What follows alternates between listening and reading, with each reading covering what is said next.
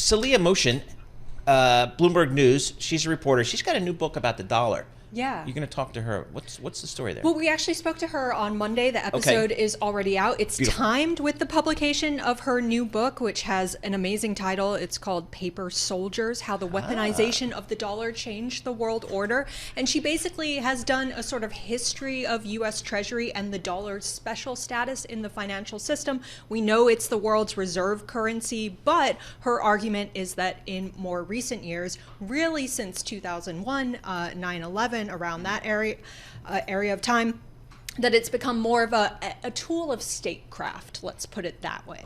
And who employs it that way? Is it the government, the Federal Reserve? I mean, and how is it used, Joe? Yeah, well, one of the really fascinating things that I learned from Saleha is that the Treasury is the only finance ministry, I guess that's what they call it in other countries, the only finance ministry in the entire world that has its own intelligence unit. And so typically, countries have various intelligence units, typically housed, related to defense, et cetera.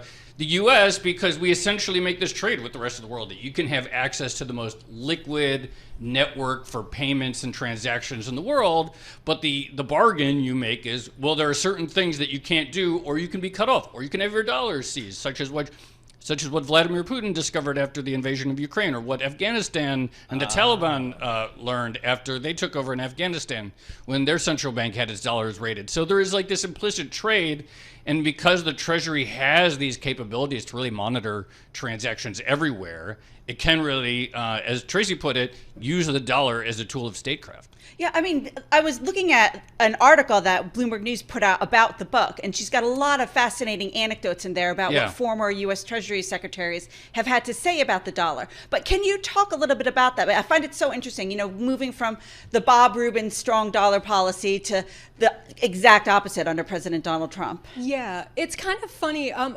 Trump, and this has come up a number of times on the podcast at this point, but Trump kind of always had a sort of confused position towards the dollar. I think he sort of instinctively sensed that having a strong dollar was good for America. It sounds good, right? We have a great currency. But on the other hand, he also understood that there are reasons that a weaker dollar might be beneficial. So if you want to boost manufacturing in America's long ignored heartland, then having a weaker currency might go some way towards doing that. So that was always the tension there with Trump. And Saleha's book, actually, the first chapter is all about this really interesting moment where you have former Treasury Secretary Steve Mnuchin trying to walk Donald Trump back from doing something that would be quite a break from the history of the U.S. and the U.S. Treasury. So how is this policy, where does this policy come from in terms of, I'm not sure if it's weaponizing the dollar, certainly aggressively employing some of the benefits of the U.S. dollar. Who kind of drives that policy? Well, you know what I think is interesting is we talk about strong dollar, and I do think it can mean two different things, right? Because you can look at the price of the dollar against the euro, or the price of the dollar against the Chinese yuan, for example. Is it up or down? And then there is also this strong dollar. Do we want everyone around the world to be using dollars and using them as the primary reserve asset in their central banks? And they're really two separate questions. But it is funny if you think about it that mechanically every Treasury Secretary and politician must say strong dollar, strong dollar. It's also funny because in the U.S., unlike in other finance ministries around the world, the Treasury Secretary does not have a lot of policy discretion. They don't dictate fiscal policy, which could be a lever of currency strength. That's obviously that's Congress.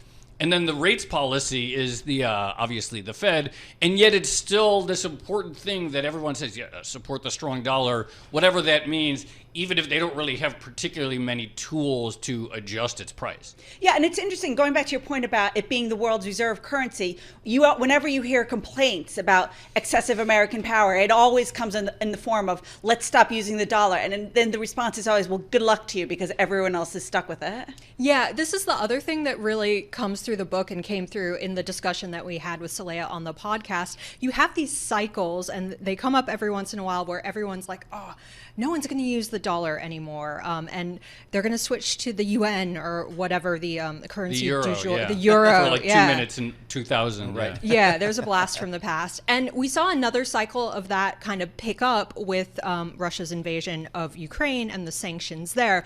But Saleha makes the point that, okay, a lot of these competing currencies come from countries that are dictatorships, so Putin, Xi Jinping. What happens when those leaders are no longer there? It's one thing to say, oh, everyone's going to shift to the UN, shift to whatever, but if there's a vacuum of leadership and you think that currencies are all about sort of building up consensus, building up that network, building up continuity and that kind of predictive safety, then it is really hard to replace the dollar, because one thing you know about the US is, for now, it's a democracy, and there is that strength of rule of law and institutions. It's that point I think really is key, which is that a lot of this is simply downstream from political stability. Yep. And that, for all the problems and challenges that the U.S. has with its political system, it does have an extremely long-running, still to this day, highly predictable legal system and rules. And that's really hard to replace, and that's really important if you're going to put your money somewhere. And so ultimately, people look at debt to GDP and trade balances and trade deficits and manufacturing and all this stuff, or just the size of the U.S. economy relative to global GDP. But it really starts or at least ends with that question of, yes, but can the U.S. maintain that stability, political stability, legal stability? And if so, that's bullish long-term for the dollar. All right, I just want to get tomorrow. I know you guys have an episode coming out on why home insurance in places like Florida and California imploded in recent years. And I know that as a former property owner in California, you get that phone call from your agent saying, "We got to go to Lloyd's of London." That's not the call you want. What's happening? A few things: climate risk. And in California, it's the fires. Yep. In Florida, it's after a 12-year period of no hurricanes, a bunch of hurricanes coming in a row. The surge in home prices, it's like it doesn't matter if you bought your house in 1980, you're going to have to replace it at 2024 prices.